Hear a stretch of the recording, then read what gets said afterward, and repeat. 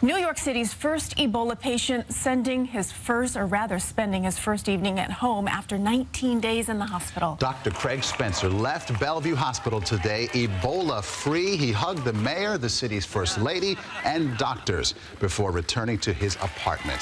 CBS 2's Dave Carlin live in the Dr. Spencer's neighborhood in Hamilton Heights. Dave. Maurice and Christina, heroes welcome here in Hamilton Heights for the doctor who beat Ebola.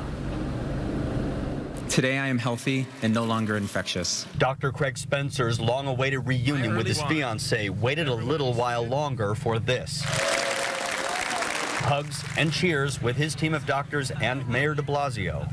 Dr. Spencer is Ebola-free, and New York City is Ebola-free. After 19 days in isolation, some of it very touch and go, and some of it spent strumming his banjo. He is finally out of the hospital. Doctors used antivirals and experimental treatments, including blood transfusions from Ebola survivor Nancy Ripple.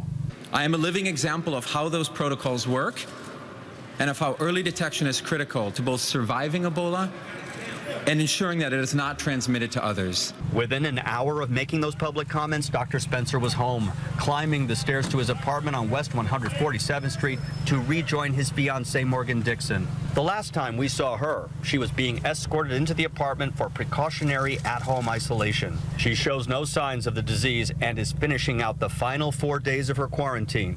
Some neighbors consider theirs a unique and romantic tale. I think that's a beautiful love story, and I wish them the best. Well-wishers left these welcome home balloons out front. He's a hero.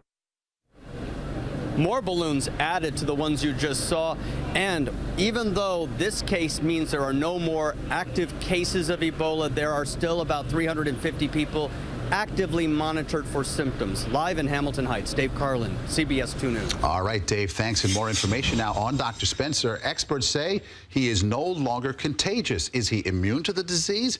Doctors Without Borders says it has never seen an Ebola survivor become reinfected. There are no long-term studies of Ebola survivors, however, but doctors say there should not be long-term side effects. And the outbreak apparently won't stop Casey Hickox from returning to Africa. The nurse ended up in quarantine in New Jersey after returning to the U.S. from treating Ebola patients in Sierra Leone. She says she'd go back in a heartbeat. As of yesterday, Hickox finished daily monitoring, and Monday marked the 21st day since her last exposure to an Ebola patient.